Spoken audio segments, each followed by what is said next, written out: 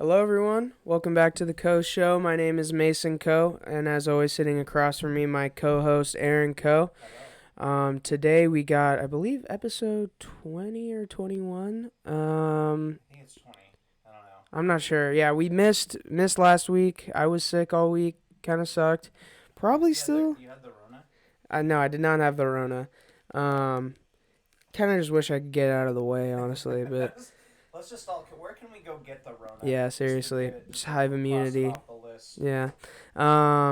Nah, but a lot has happened since then, obviously, in the last 2 weeks.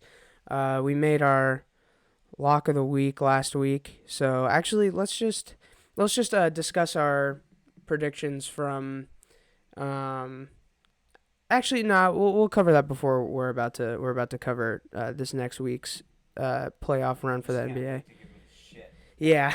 This is. Yeah, I just wanted to preface by saying the Lakers did win. But Asterisk. um, all right. I guess let's just hop into some news stuff. I never actually even saw this, but Clowney said he wants 15 mil. He's sitting out. Yeah, there was a report. Oh gosh, this is a while ago, so now I'm blanking on the report. King. Damn it. Anyway, longtime reporter. He doesn't break stuff first very often, but he's a pretty accurate guy. Why am I blanking on his name? He's a longtime SI guy. He's somewhere else now, but yeah. So he put out a report saying that Clowney was saying he wants 15 mil or he's gonna sit out. So yeah, I don't know. We'll see what happens there. Peter King. Peter King. There you go. Thank you. Mm-hmm. Hey, at least I got one of the names right. Yeah. That's an improvement. Yeah. Yeah. So I don't know. I don't know what it means or how. Sometimes people say that, and until someone says, "I'll give you." I was gonna say it's like you might jump on it. I don't know. like it can't actually be worth it to sit out for less than 50. Like if you're making 10 mil, like it cannot. It's not gonna. He's not gonna make that back. This isn't a good investment. Unless he gets injured, I guess. Yeah, that's the thing. I think he may be thinking, I'm not going to play it, I'll just sit this one out. I'll wait till things get fixed everywhere. Yeah. And then hopefully I get a big long-term deal. If I play this year for $8 million or whatever, $10 million, I get a serious injury, then I'm playing next year for league minimum. So yeah. I kind of understand the mentality, especially if you're not wanting to be, during these uncertain times, wanting to play in that situation. I kind of get it, but yeah, I don't know. I would figure out what he wants. I bet he would take a little less than that, and probably pay the guy. Yeah. Gaping hole there. But yeah, we'll see. We'll see what happens. And now I'm all in on trying to get Clowney back because Yannick Ngakoue found his new home. Everson Griffin went from the Vikings to the Cowboys in free agency, and the Vikings were managed to get a pretty decent replacement. Let's see. So yeah, Jaguars trade Ngakoue for a second and a fifth round pick. That could go as high as a third round pick, conditional. So is that based on how the Vikings do, or it must be based on, I don't know. It must be based on performance. I didn't even read this full tweet, so resign, maybe it's if he ends up staying with. Okay, yeah.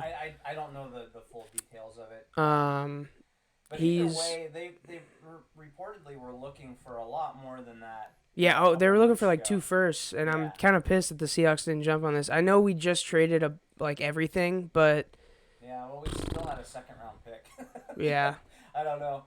Although a second round pick from the Seahawks, in theory, is much less valuable than a second round. I mean, if you get a second round pick from the Jags, you're probably getting the first pick in the second round this year. Well, right?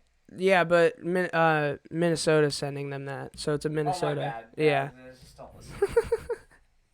Yeah, so I mean a Minnesota pick, it's not that great. I mean. Yeah. Minnesota should be good. So yeah, strike that from the record. Yeah. Redacted. Yeah. So that's probably pretty similar to a Seahawks. Yeah. So, yeah. Yeah, I would have liked to have seen that. I'll be honest with you, I don't know anything about Ngakwe.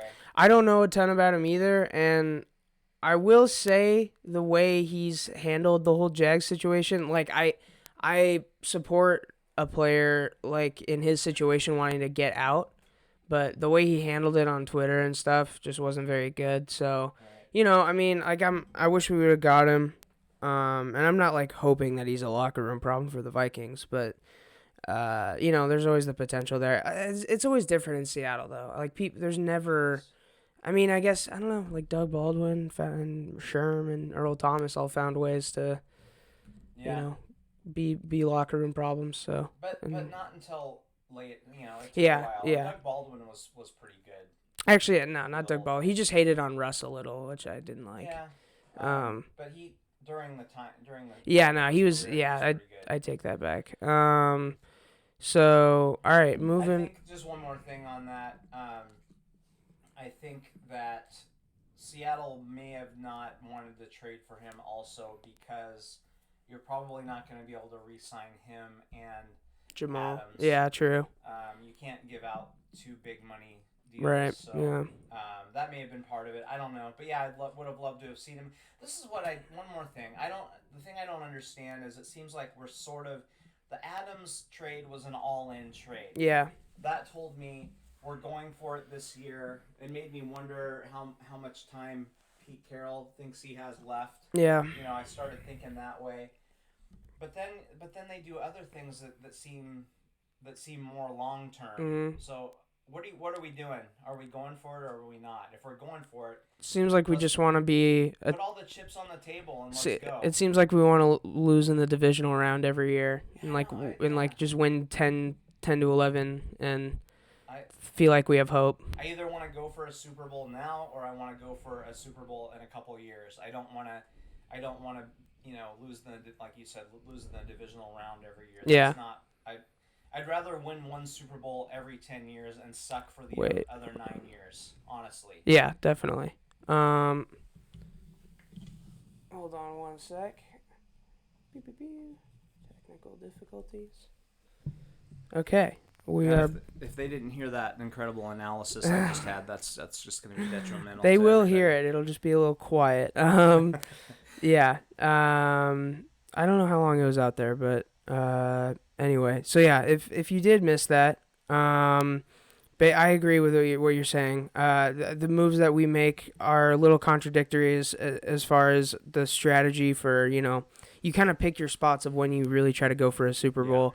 And I want to pick, like, I think now's the spot, while Russ is still great.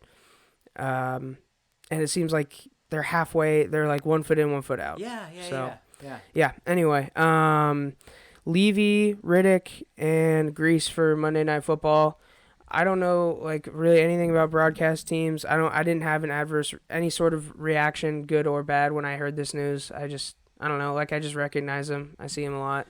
Yeah, it's kind of a wait and see how they come together. I mean, we know a lot about Levy. He's been around for a long time. Yeah. He's going to be your solid play-by-play guy. Yeah. Not as good as Al Michaels, but that kind of broadcaster. Yeah. Greasy's been around for a while. His dad was, with Keith Jackson back in the day, and he kind of sounds like him. Oh, that's funny. He's again solid, not spectacular. You're not tuning in to hear him. Riddick is new, so he's been on ESPN. He's been on. I've liked him on ESPN when I've seen him. He's an analyst. He's very, very intelligent. He can be critical, which you got to have somebody like that. Yeah, true. Yeah. So we'll see. We'll see. You need somebody in the broadcast booth that's willing to call players out. And sometimes when you have guys that were just in the league, they have too many buddies. Yeah. And they're afraid to That's why call Peyton people Manning. out. That's why Peyton Manning didn't want to do it because of Eli. So I mean, that's genuinely that was part of the reason. Damn, my brother sucks at football. That was part of the reason though, is he didn't want to commentate his brother. Okay. And then like after he retired, there were other reasons why he didn't do it. But Plus, if you're if you're super rich, like just go enjoy your life. Like Yeah. you don't need a steady gig. Broadcasting is tough too. Yeah. Like you have to take. I saw pictures of Joe Buck's notes before a game, Yeah. and it might have been the Super Bowl, so it might it was obviously more unusual, but yeah, that I mean you got to know everyone's name instantly when you look at them, like Yeah. even just that, You have to know about them. You have to know about something about every player on the roster. Yeah. You're going in a few days earlier and interviewing guys. Like ton it's of not. meetings You don't and just stuff. show up on, on at 5 o'clock on Monday and call the game. There's a lot more to anyway. But I don't know. Like we'll see. It's certainly gonna be an upgrade over last year, which was probably the worst team that they've ever had. I like guys in the broadcast booth that will go at it a little bit. Mm-hmm. I mean, my favorite teams of all time.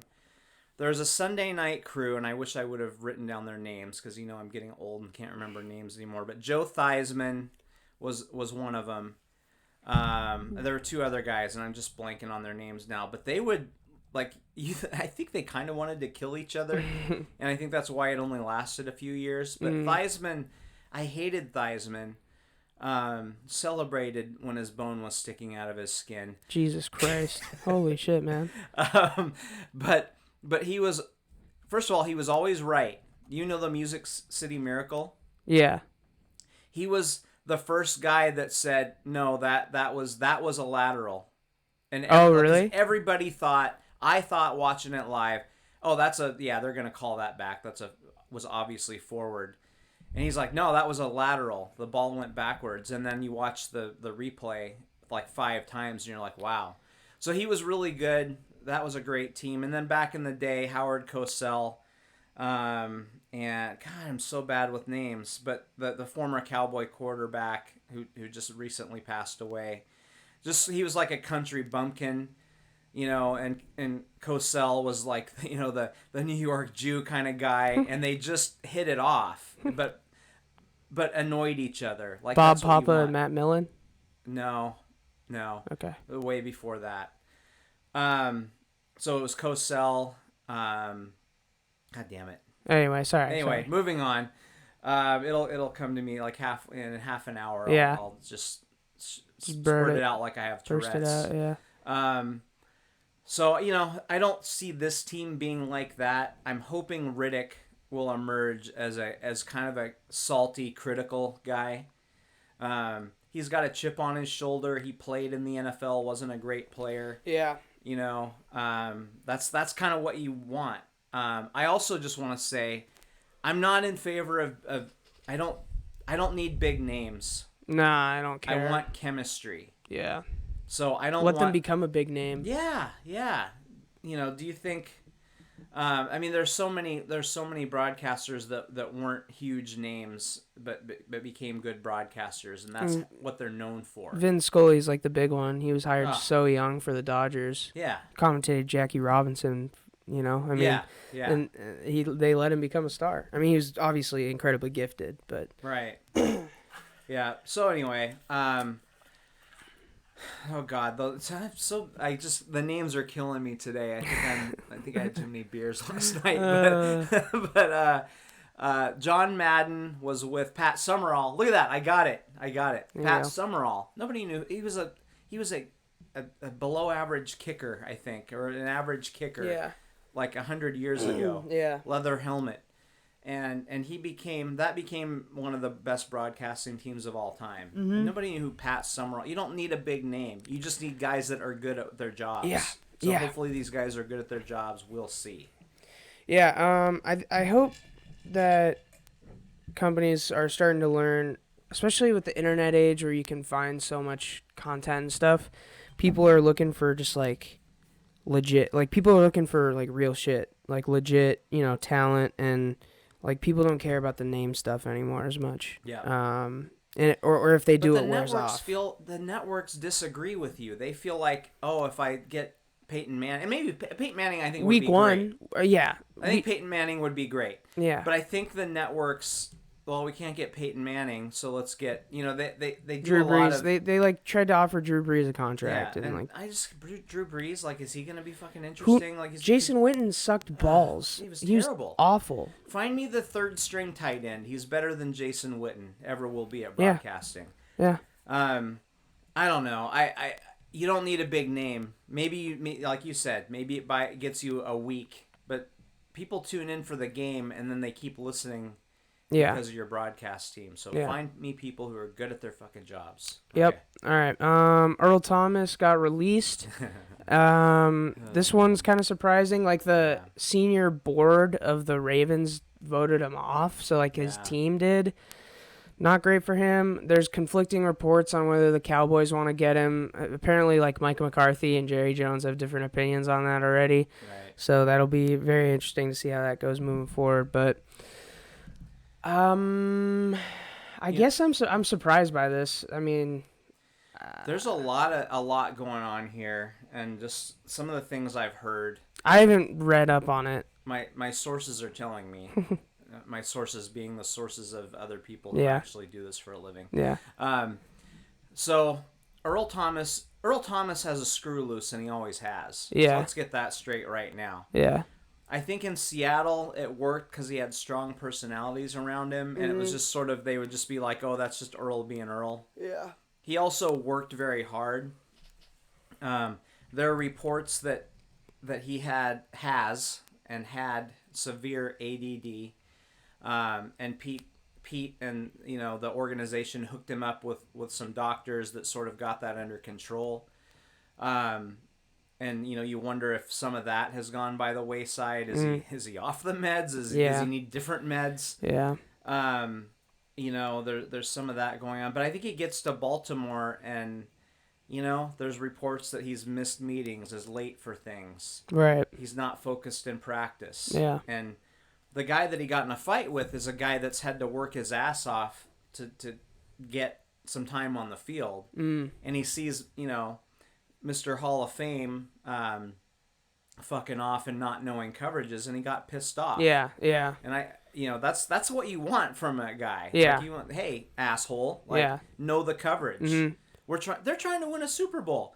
So how bad was Earl Thomas in that situation? If they're trying to, they are a Super Bowl contender, no question. I mean, they're right up there below KC probably. Yeah, Earl Thomas wasn't fantastic last year, but that's arguably like the piece that puts him over the edge on defense. Yeah. You know what I mean? Yeah, so they're, he has, his skills have declined, and I'll tell you, you can be, if you are the best in the world at your job, you can be a huge asshole. Be who you can afford to be. Yeah. Like we saw Antonio Brown get 1,000 chances. Yeah. And then he finally pushed the limit too far. But if there are other people, if you're somewhat replaceable, if it's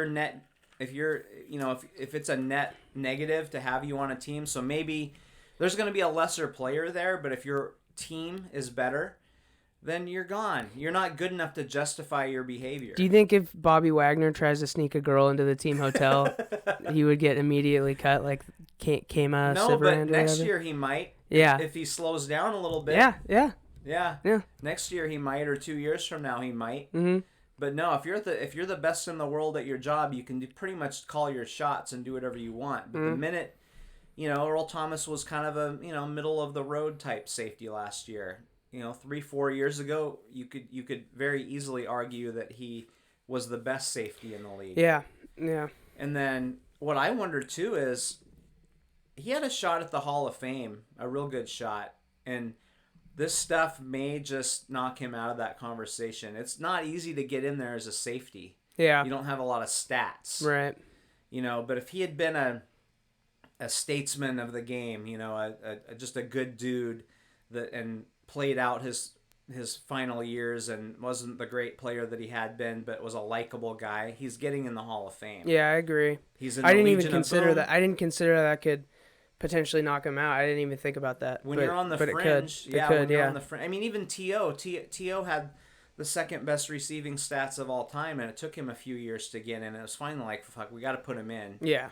But Earl Thomas, he doesn't have those stats. You can't point to his stat line. So when it becomes debatable, he just swung it the other way. He may never see the Hall of Fame. He's gonna have to fucking buy a ticket like I do.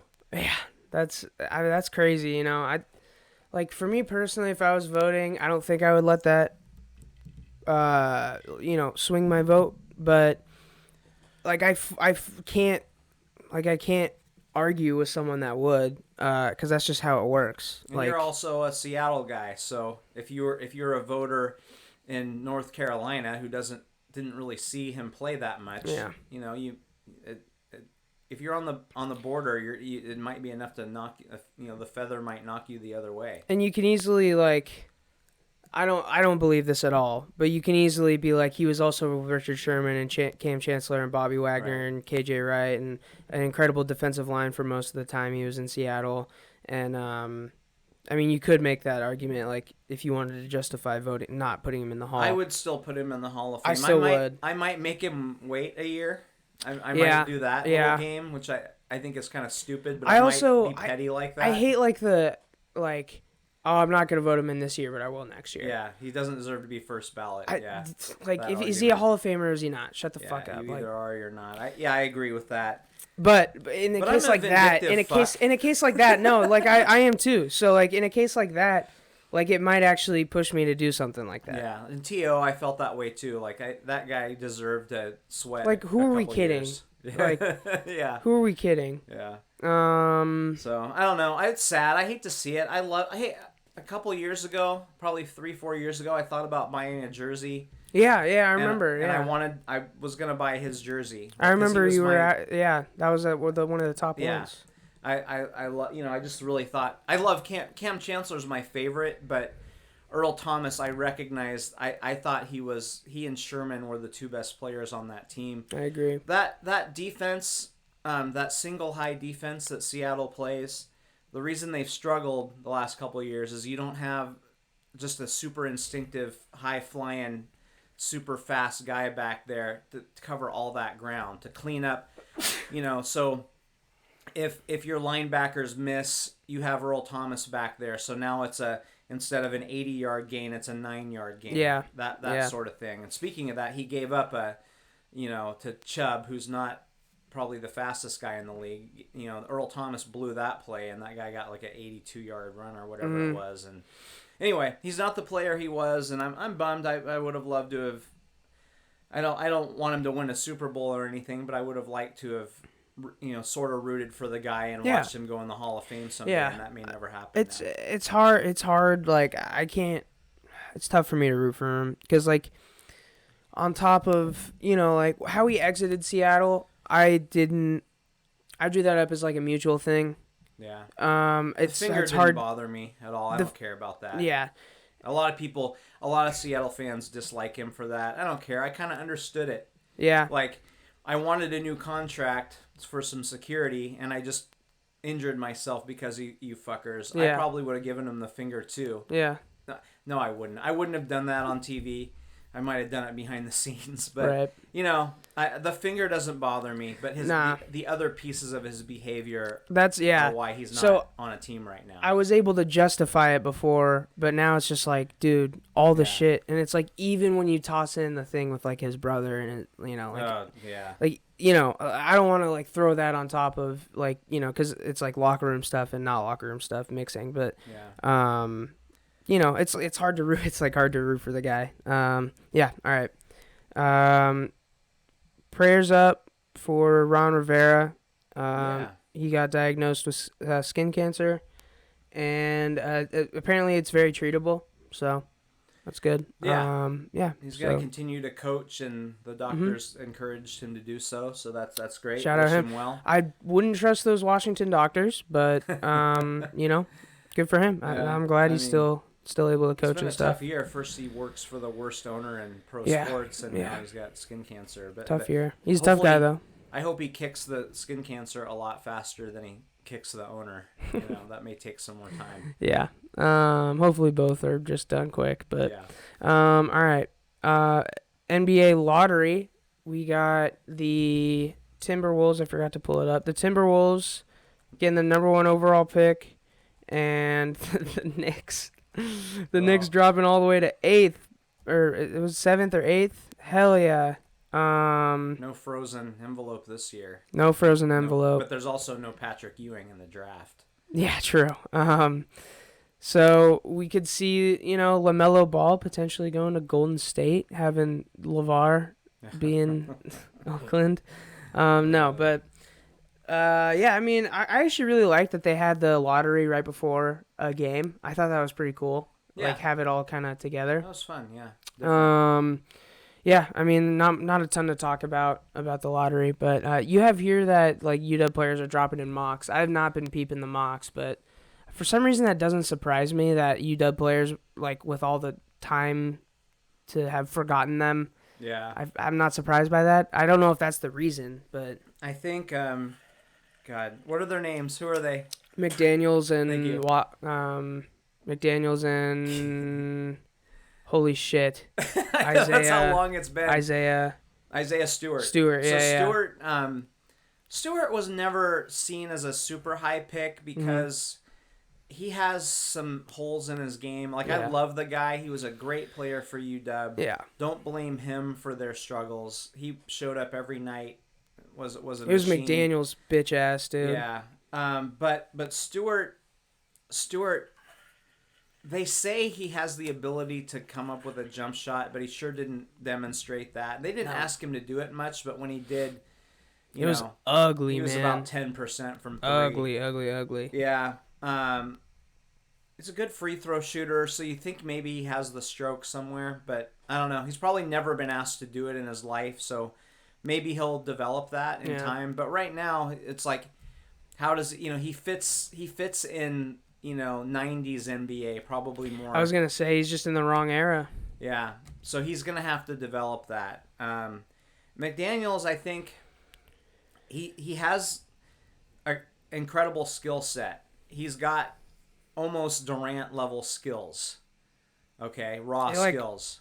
Makes me want to throw up hearing you say that. He's a little bitch. I hate it. Like I hate him. Watching him. I hate him. The first few games, I'm like, well, maybe he's just putting a lot of pressure on himself, and he's got a lot of expectations on him. Such a bitch, but he man. just got worse as the season went along. He obviously didn't really want to be there. He I think the perfect scene of him that I'll remember from his career, his quote career at UW, was he's open. Stewart gets the ball, puts up a tough shot. It goes in. He's fouled. And Stewart, instead of like, yeah, babe, when you see a guy go and one, like you pump your fist. McDaniels instead of McDaniels going. You said Stewart. So Stewart hit the shot. Yeah, gets the and one, and McDaniels is like with his arms out, like why didn't someone pass me the ball so I could miss another shot? Basically, when your teammate busts his ass and gets hacked and puts it in, And by the way, you pump your fist and say good job. and he was much better than McDaniels, objectively, the season too. So it's like you can't. It's not even like a star player. Like I should be the one taking the shots. No. It's like you sucked. You weren't. He wasn't good. Yeah. I didn't watch a ton of UW basketball, admittedly. Yeah. When I watched him, he was not. Yeah. He was like a hindrance to the team. He was. He was just hucking up shots. We watched. We went to the game against USC, and they won. UW won by like 40 or something. Yeah, they crushed. And he. He might have had a negative plus minus. Oh yeah. Like he played like such dog shit and they still won by 40. Yeah. And it just tells you like he meant nothing to that team as far as their success. And in fact, I would genuinely say they would have been better with. I think they would have had a better record without him. I for sure do. Just even from a moral, like a team morality standpoint, like they go into games with more energy. The bond is tighter, I think, if McDaniels isn't in there. I mean, I don't want him to fail. I'm not gonna root for any kid to fail, but it's hard. A team's gonna regret drafting him. Oh yeah, for sure. A team's gonna use a top 10 or a lottery pick on him or something. They're gonna regret it. I wonder who's gonna pick him, because if he goes late in the draft, what top contending team is gonna pick that guy? You almost wonder if he'll slide even further into the second round. It's like I think the team would have to just desperately need a wing scorer, right? And would have to feel like they could be like, a bitch. Like, no. Or maybe he'll end up getting traded. You know, I could see that. Yeah. Maybe a contending team drafts him number 27 and trades him to a shit franchise so they can have another bust. Yeah. I don't know. And then just in line with that, and now I'm gonna blank on his name, but there's a high level player out of that was a UW target. Oh yeah, player. I saw his tweet. Bitch, fucking choosing Duke. Well, here's the thing though, if you were, some people say he's the number 1 recruit this year. Yeah. So he's a one and done. Yeah. Some people think, I know that some people feel like UW should stay away from one and dones because they haven't really worked out. But the reason they haven't worked out is because the team that UW has put around those one and dones hasn't been very good. Yeah, yeah. They haven't had senior leaders around them. This guy also, there's a difference between the 8th best one and done and the number 1 overall recruit. Yeah. There's a huge difference. There really is. Who's the forward for the Lakers right now? The forward for out of Kentucky. Wait, what? Like their best Kentucky? player, except for AD? LeBron. AD? Yeah, Yeah. AD was a great college player for 1 year because he was the best player in the country. Yeah, yeah. So there's a difference between him and the 9th or whatever. So anyway, the thing that's a bummer about this is he's the son of Rhonda Smith, who is, was the all-time leading scorer at UW prior to getting passed up by what's-her-face that was just through there a couple of years ago. I'm so bad with names today. There's a player, a UW women's basketball player that was the number 1 pick. Kelsey Plum. Kelsey Plum, yeah, thank you. So Rhonda Smith had been the leading scorer, so he has legacy. But here's the thing. Oh, that's right. Yeah, I read about him. This is the guy, right? O'Day guy? Yeah, Paolo Banchero. Paolo Banchero? Yeah. So here's the thing, and this is part of it. The timing of this is interesting. Mm-hmm. So he announces this not very long after the Pac-12 says we're not doing anything until January 1st. Oh. So if you're a one and done, how are you going to commit to UW when they're not even going to practice until the end of the year? That's true. I didn't even think about that. And you're not going to and you're also like the ACC looks like they're going all in to play. Yeah. They're going to play football. If they're going to play football, they're going to play basketball. Mm-hmm. If I'm going to be a one and done, I need to go somewhere where they're going to play. Yeah. Why would you commit to a Pac-12 school right now? No, I fully agree. Uncertain times. During these uncertain times. So to me, it's just another reason why the Pac-12 is kind of blowing this whole process. Yeah. We lose a local kid, a legacy. Arguably the number 1 recruit, and maybe he would have gone to Duke anyway. Like I wouldn't fault the kid for going to Duke. Yeah. But the timing of it is interesting, and I think some of that might have tipped the scales. Like I need to go somewhere where they're going to play. No, I actually understand if that was his reasoning. Yeah. So let's see. We actually did not want to. Okay. Next up, we got Sixers firing Coach Brett Brown. And this is, I've mentioned this account before, Stephen A. Smith burner. That's Joel Embiid's hair and beard photoshopped onto Stephen A. Smith smiling. Yeah, so 8 years with the team. The process was working, and then, oh god, now I'm blanking on a name. Whoever their GM is now that came in just fucked everything up pretty much. He didn't trust the process. No, he ended up rushing the process. Mm-hmm. Everything was in place, and if you just look at it's kind of like if you look at the Marlins roster of guys that they've traded away in the last like 7 years or something. Right. They would have like a contender. Yeah. And it's kind of like that with the Sixers when you see all the role players they've traded, just guys that are absolutely perfect to complement Joel Embiid and Ben Simmons, and they traded him away for, guys like Tobias Harris, who they signed to a max contract, and then Al Horford, who they signed to a 4-year mega deal at 35 years old. Right. They're stuck with him, by the way, and no one's trading for that. No. He averaged like 8 points a game this year. Yeah. So, yeah, I mean, it seems like the Sixers dicked it. I still think there's a chance you can win with Ben Simmons and Joel Embiid. I just think you had it. Like, you had all the, it's a situation where you need a very specific team built around those guys Yeah. to win a championship, and they had that. And then they traded it away. It sounds like they had all the ingredients and just needed to let it cook for a little bit. Exactly. They didn't. They weren't willing to do No, that. no. Yeah. So I want to see the Sixers succeed just because it'd be cool. But yeah, I mean they're dicking it. They're getting rid of their GM too, or they're relieving him of his GM duties. He's doing some other shit. I don't know what, Whatever.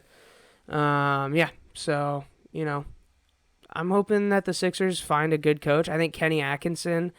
I don't know why Kenny Atkinson doesn't have a job already. He. If you watch any games of the Brooklyn Nets last year, their bench was just dancing. Like they had the most team chemistry out of anyone in the NBA last year, and Kenny Atkinson got canned, and then the team got a lot worse. Right. Yeah. Anyway. Fuck Howard Schultz. Yeah. Fuck Howard Schultz. Yeah.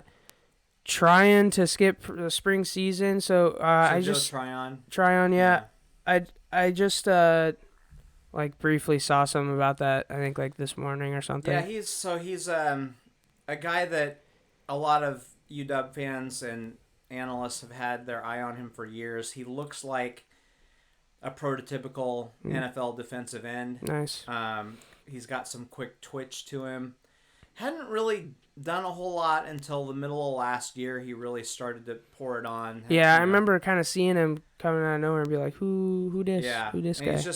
he just looks the part. But again, here's the thing. You're already not playing in the fall. We'll see about the spring. So, and I'm going to speak in general terms. I'm not speaking about Joe Tryon right now. Mm-hmm. But if you're a draftable player and you're not sure about playing even in the spring, and you have an agent coming up to you saying, "Hey, dude, like they're probably not even going to play. You need to get yourself ready for the draft. So here's the program. We're going to get you. You're going to be a workout wonder at the combine, and also I'm going to advance you a bunch of your first contract right now, so you can enjoy life. So I think there's going to be some of that coming on. Again, I don't know Tryon. I don't know what his motivations are, but the thing about him though is I think he's a guy that could have really, if with a good season, could have worked his way up into the first round. Yeah, and especially now you wonder how that's going to go. But I also kind of get it. Like, why are you going to play in the spring and then try to get ready for the draft? Mm-hmm. And I kind of understand. Like, I think if I was a draftable player, I'm not sure I would play on a team that may or may not play. Or might play in the spring. It's hard to it's kind of hard to, I don't know. I feel like with a guy like him though, when you're built like you're an NFL guy and you just haven't quite shown potential, maybe he doesn't have a ton of potential, but you haven't shown your potential, then I feel like it might be smart to stay. But then again, it's like you might just want to get your money. I don't know. Yeah. Actually, speaking of combine, the NBA combine is gonna be online. I don't know how that's gonna work. Are dudes just gonna be cheating the whole time, like on their online combine? Oh, I don't know. It's a virtual combine. Wow. Yeah. How does that work? Yeah. So I have no idea. Like I didn't even Just try to read into it. Move the cones a little closer together. Yeah. I mean, it doesn't take. It's a lot easier to cheat. I wonder if because there's been some guys that have just jumped from nowhere into the first round because of the combine. Right. Maybe even more so in the NBA than the NFL. So, one of the big ones was Brandon Roy. Yeah, I forgot about that. Yeah. Yeah. Kemba Walker was one too. I'm pretty sure. Yeah. Yeah. Brandon Roy went and blew people away at the combine and also at I don't know whatever games that they play. Mm-hmm. Just and they're he was such a smooth player that people didn't think he totally had the athleticism because he just looked so effortless and Yeah. they're like, whoa, he can jump and Yeah. run and so he ended up going top 5, I think it was, and he wasn't really seen. He was considered more of a late round guy, Mm-hmm. or late first round guy. Yeah. Before that, anyway, yeah. So we'll see. That'll be, I don't know. I don't know how that'll work out. Uh-huh. Probably more draft busts. Yeah. Coming. Mariners update.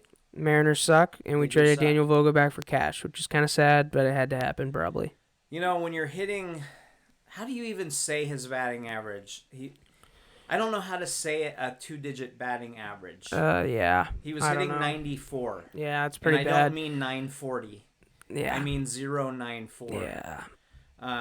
Yeah, it's a bummer. I rooted for the guy. You like to see the big fat guy succeed. You were hoping he could become just a bomber. Mm-hmm. But he lost his confidence. He can't play. He was basically a one-tool player that couldn't even do that at the end. He wasn't even hitting home runs. So. Yep.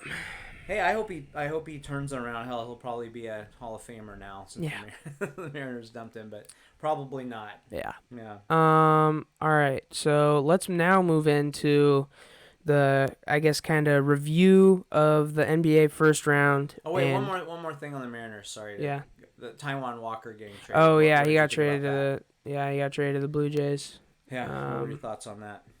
So For a player to be named later. for a player to be named later, Daniel Vogelback. yeah, I just I don't know. I didn't really have any super strong feelings. I guess I was just a little surprised because they just signed him, but you seemed very unsurprised by it. So I was I don't have any strong feelings towards that really. Yeah, I had heard it was going to happen. He's a free agent at the end of the year. Mm-hmm. He wanted to prove himself. The Mariners wanted to fill a slot. Maybe they bring up a young guy at some point to one of their guys that are supposed to be good. Yeah. We'll see. But Mm-hmm. yeah, whatever.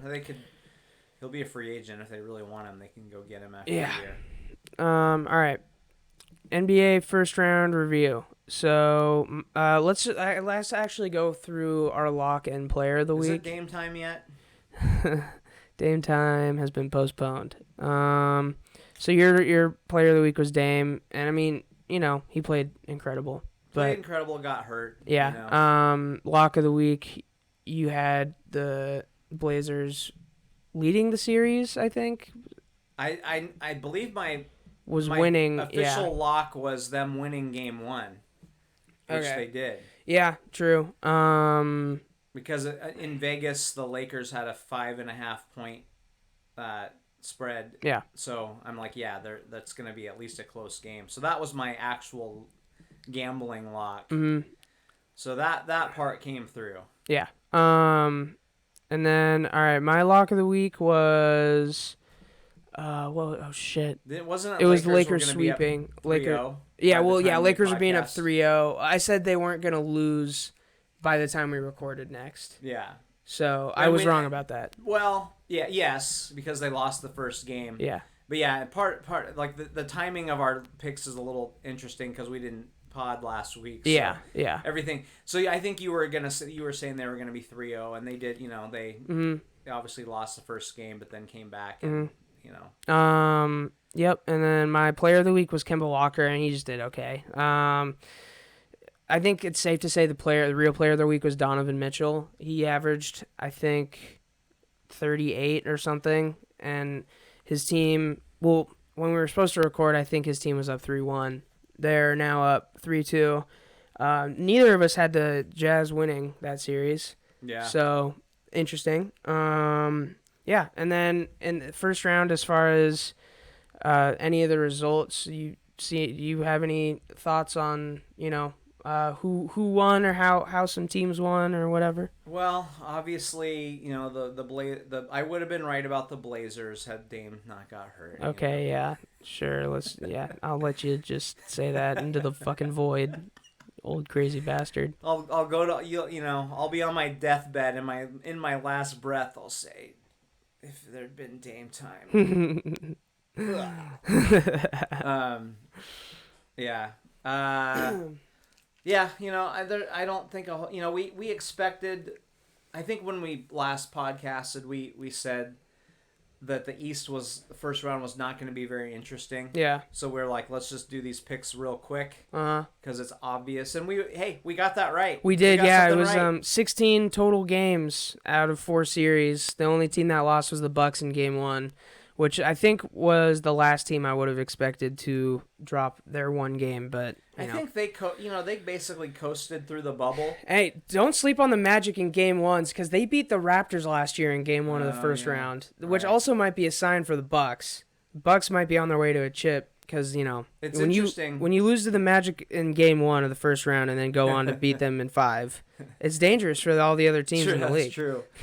It is interesting that the Lakers and the Bucks, both who coasted through the bubble, because they basically had it locked up. Not completely, but pretty much. They both lost Game 1 because they weren't super sharp. Coming back in, and then they obviously both teams have put it back together pretty quickly and coasted through the next 4 victories. Yep. The East, nothing surprising. The West, Utah, the Jazz are up 3-2 right now. Their last game, the Game 6 is today. Yeah, today I think. Someone's playing like right now. Oh shit! Yeah, I saw that when I looked it up. I realized, by the way, the Celtics Raptors is at 10. I thought it was at 1. Oh, okay. Yeah, so we'll catch the second half of that. I think we could wrap it up pretty soon here, but so we got all the Eastern Conference right. The West. You didn't take the Blazers, did you, or did you? I did. You did? Okay. I did. So that's mostly just to screw with you. That's $2 to me. Yeah. The other one we disagreed on, Rockets OKC. Houston up 3-2 with Dennis Schroeder out for Game 6, as well as PJ Tucker. Okay. Suspended, yeah. Yeah. So, yeah. Would you rather be punched in the nuts or headbutted? If we're talking how hard PJ Tucker headbutted him, then definitely that. Yeah, I would take the headbutt. Yeah. I think I had OKC winning the series, though, right? And you had the Rockets? Yeah, you did, and I have the Rockets. Yeah, so it looks like chances are we're going to cancel each other out for our first-round predictions. Fuck Howard Schultz. Fuck Howard Schultz. OKC. Yeah, fuck them both. Next up, we got Denver versus Utah. Like I said, surprising they're down 3-2. And then the Clippers and Dallas. I thought the Mavericks were going to catch one and potentially two, but they're down 3-2 now. But to have them be tied 2-2 at one point is pretty crazy. So I guess shout out to them. They tried their hardest. I mean, Luka's, becoming, if he's not the best player in the game right now, he's right up there, and maybe in the year or two. Also, best player. I mean, you could say Donovan Mitchell's the player of the week, or definitely Luka. Yeah, I mean, he hits the big shot to keep them alive in the series, basically. He was a game time decision, and then comes out and I forget the numbers, but 40 ankles, and 15 and 12 or whatever it was. No Porzingis either. Also no Porzingis for the rest of the playoffs. So I think the Clippers will finish them off. I think they'll take care of business probably next game. So we got we already covered the East, so I guess let's move into some predictions for the second round. Let's just say the Rockets are going to move on. That might, we'll edit either way, I'm taking the Lakers.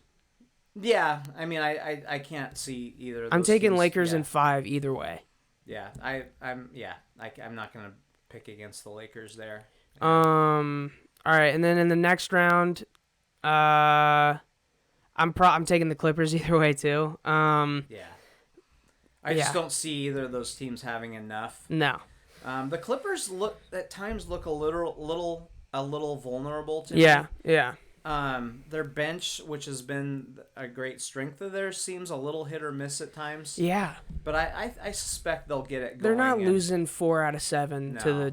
to the Nuggets or the Jazz. Yeah, I don't think so.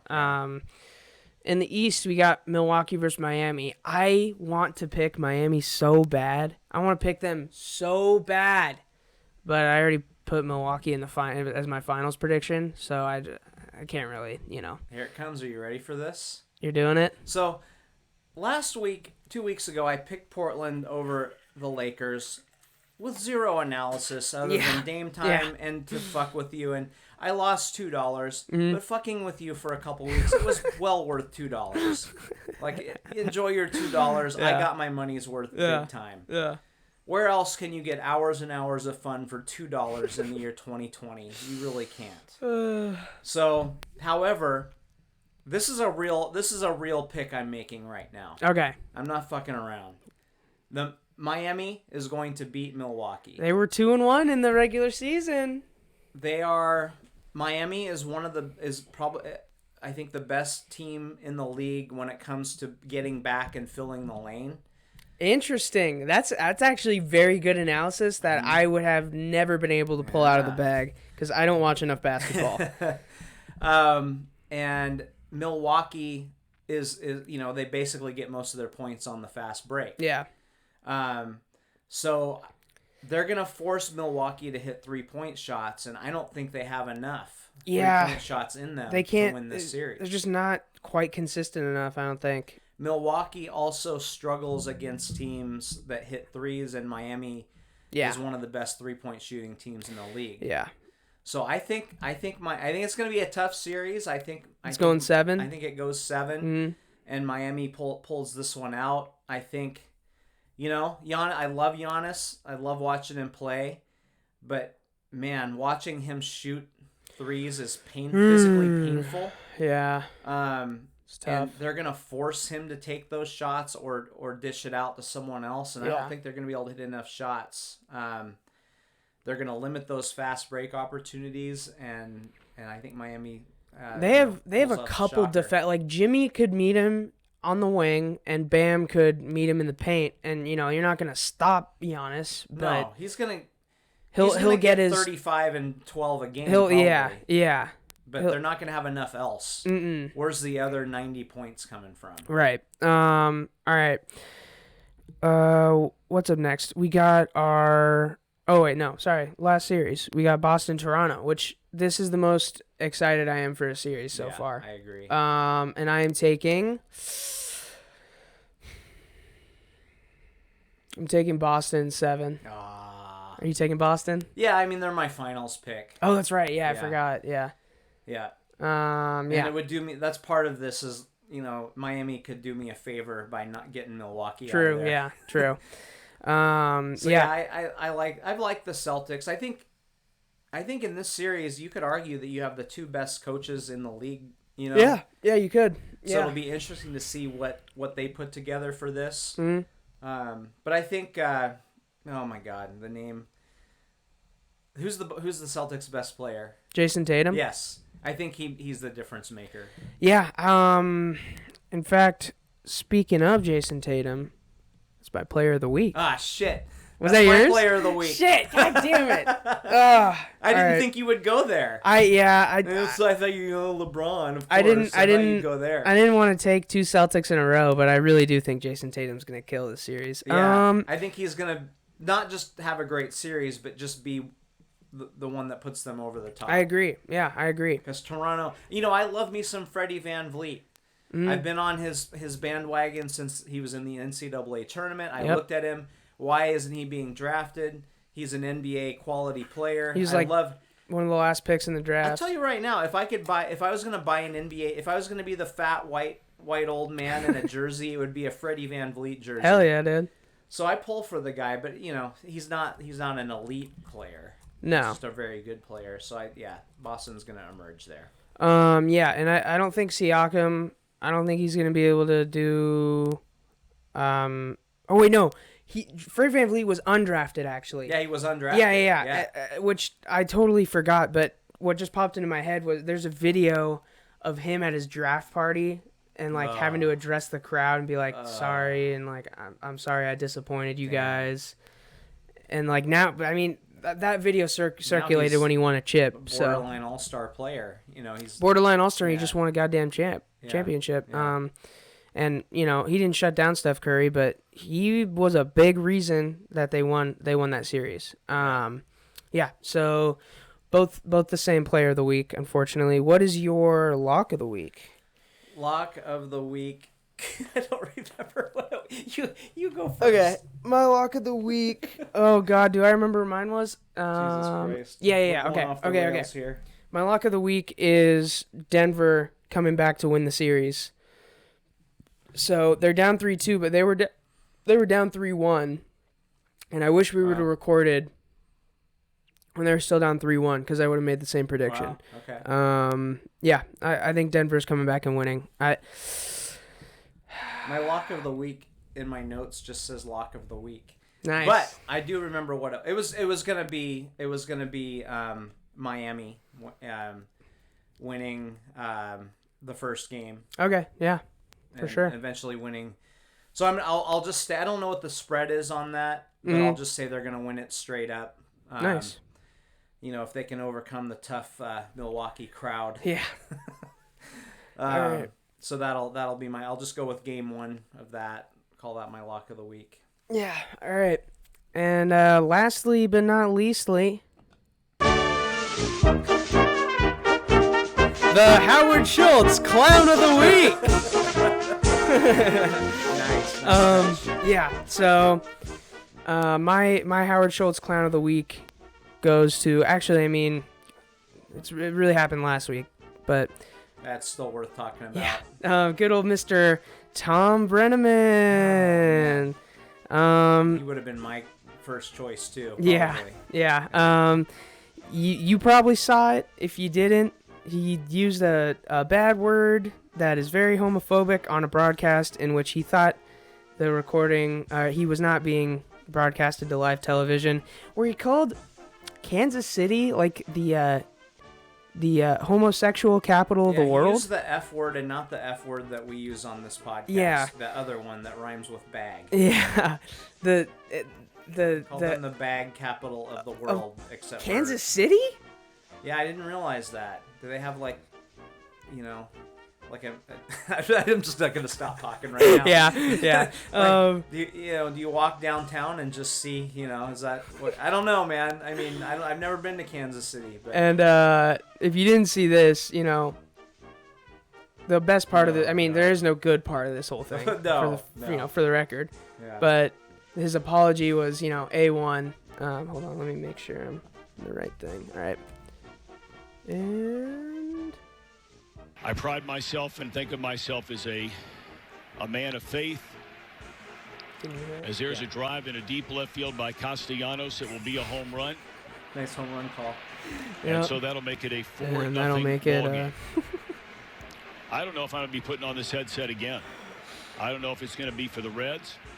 I don't know if it's going to be for my bosses at Fox. I want to apologize for the people. I doubt it. I pride myself and think of myself bosses. as a man of faith. Sorry, my bosses. Yeah. Sorry, the people that pay me money. Sorry for me and sorry for my bosses. Sorry, sorry I won't be able to broadcast to you guys again because I know you guys are such big fans of me. I'm sorry about that. Yeah. Maybe he thought no gay people were listening. Yeah, no, he didn't even apologize to the people he, shit on. So that should have been number 1. Yeah. All right. So moving on to your Howard Schultz Clown of the Week. I'm gonna go with Brian Urlacher. Yeah. Not too tough of a choice there either. Yeah. Do you have that? The tweet. It wasn't actually a tweet. It was like a screenshot of some notes app thing on his Instagram and then or something. He liked a free. Kyle, what is it? Bitch ass name. Kyle Rittenhouse. Yeah, I don't even know why I said his name on this podcast. But, true. True. So here's the thing. So Brett Favre. So this is what he said. Brett Favre played the MNF game the day his dad died, threw 4 TDs in the first half, and was a legend for playing in the face of adversity. First of all, it was the next day, but Right. NBA players boycott the playoffs because a dude reaching for a knife wanted on a felony sexual assault warrant was shot by police. So here's the thing, Brian. Hey, you could make a...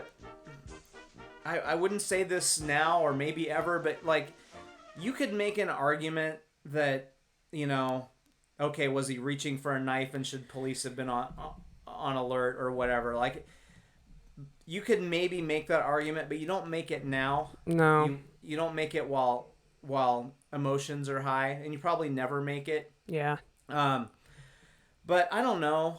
Is there... maybe How does I'm that missing... compare to Brett Favre's dad dying? Am I missing... Are there, like, dads of white quarterbacks who are getting massacred? Like, is that like a thing? Yeah. Unless it is, you don't compare those two. Is Brett Favre supposed to... Like, was he going to protest what killed his dad?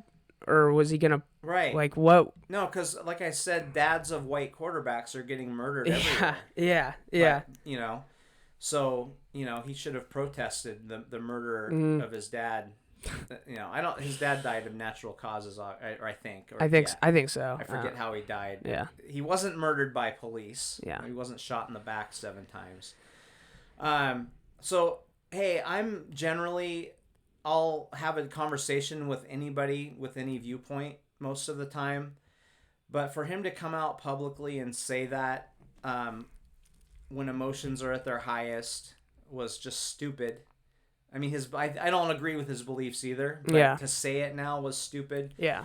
And then I don't know how he played he played high school football and college football and NFL football.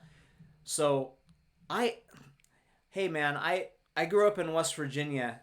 Like I didn't see a black person until I went to Washington D.C. when I was like 8 years old. Yeah.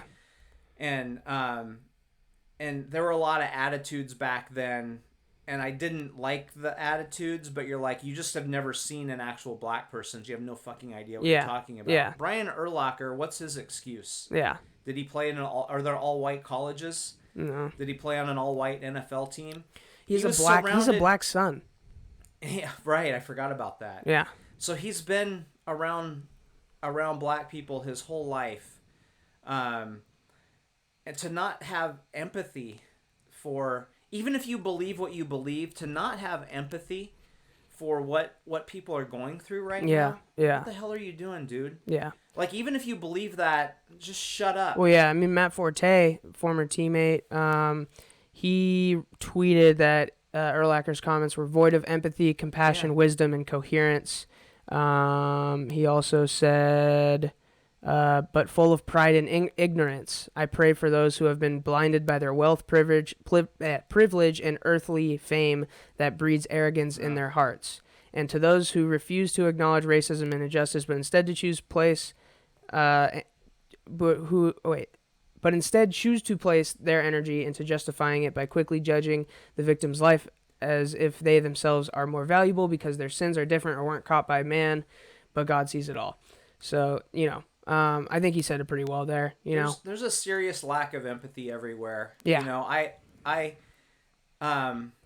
bought an old Jeep from a race car builder, Classic Star, and he had a Trump thing on his wall, and I'm like, fuck, Yeah.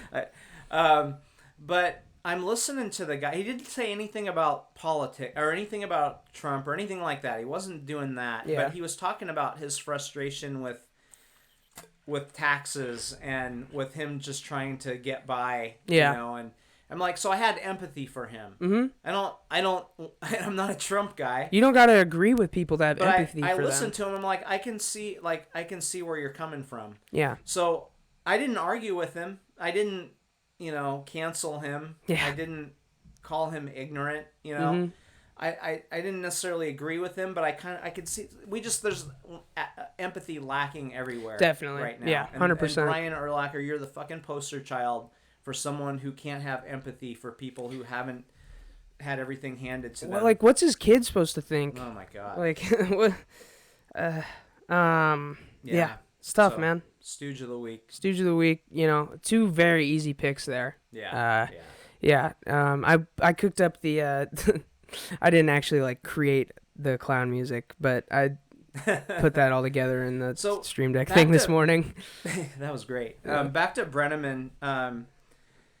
You know, when you and I say stuff to each other to shock each other sometimes. Yeah. That if somebody recorded it, it'd be tough. It'd be tough. it would be pretty bad. It'd be tough. Our 7 listeners would cancel us for sure. You know, and I joke around with guys, but you know, you saw me in my office, like in a work environment, dude. I'm not fucking around. And if do you think I'm ever gonna say anything anywhere near this microphone? That's hell no. I mean, we say some controversial stuff, but no. We don't even say, like, honestly, we don't say controversial. I'm not making a sick ass joke. Yeah, no. With this microphone anywhere near me. No. You know? I turn these hoes off instantly when we stop recording. Yeah. And I can say stuff to you or my buddies because they know what's in my heart. Yeah. Right. They know I'm just trying to fuck with them. Yeah. And I don't know what Brenneman was doing, but you're in a professional workplace with a microphone in front of you. And there's at least 10 people that are monitoring his mic audio. Like there, you know, like you got not only the people on your broadcast team, but you got like producers and like cameramen. Like everyone is listening to what you're saying on a hot mic, even if you're not live, which they were. So like, I mean, it's offensive to those people, even if they're not gay. It's like I would have been offended by him saying that. I would have been like, dude, what are you doing? Like, who are you to think that you can say that with you know 10, 20, however many people that you work with even. Mm-hmm. Who are you to say that? And it show like what is if he's gonna say that in the workplace, like what does he think, and like what does he say privately? It's like it goes beyond making like, you know, jokes, like shitty jokes. Yeah, if you're gonna make it, at least be funny. That's the thing. Who was it? I think Patrice O'Neal, a comedian that passed away. Yeah. Big old black guy, pretty much said you can say anything if you're funny. Yeah. Like, and I agree. I tend to agree with that. If you're funny, now there would be some people that would disagree with that. But if you're funny and people know what's really in your heart. Yeah. True. And you say it to the right people around, you know what I mean? Yeah, but it is, you know, there's some factors, but... So I don't know what he was doing. We'll see if he ever works in the business again. Yeah, he's already off football broadcast for this year. Yeah. All right, well, on that note, thank you guys for listening. Shout out to anyone, if you made it this far, you know, still don't know why. Thank you. You know, like, I've... just kind of like spent quite a bit of time and money doing this stuff, but it's literally just because I like it. So, you know, all the tech shit, you know, I spent probably before every podcast, I spent about an hour just setting up all the tech shit, and I have fun while I do it. Like, it's actually fun. So, I just enjoy it. Like, you know, like we always say, we basically could have recorded our couch conversation yesterday, and this is just kind of what we do all the time. So you're seeing the real us, for whatever that's worth. For sure. And it, you know, I might have to do this podcast for like 30 years before it makes the money back that I've spent on it. But anyway, peace out, guys. Yeah, thank you.